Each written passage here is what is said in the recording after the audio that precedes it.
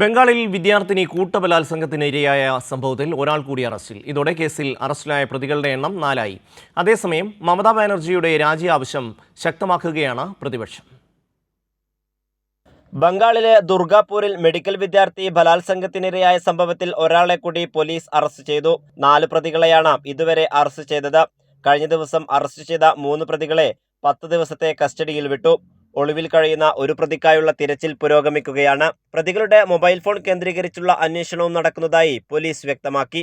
അതേസമയം മമതാ ബാനർജിയുടെ വിവാദ പരാമർശത്തിനെതിരെ പ്രതിഷേധം ശക്തമാവുകയാണ്.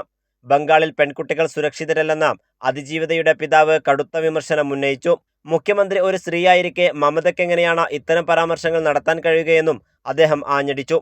ബംഗാളിൽ താലിബാൻ ഭരണമാണോ എന്ന് CPIM സംസ്ഥാന സെക്രട്ടറി മുഹമ്മദ് സലീം വിമർശിച്ചു.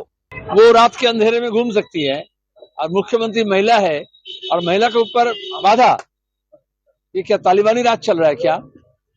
वो महिला पत्रकार प्रेस कॉन्फ्रेंस में नहीं बैठ सकते और ये अभया कांड के बाद अपराधियों को पकड़ने के बजाय पुलिस के जरिए प्रमाण को सब वो खराब किए.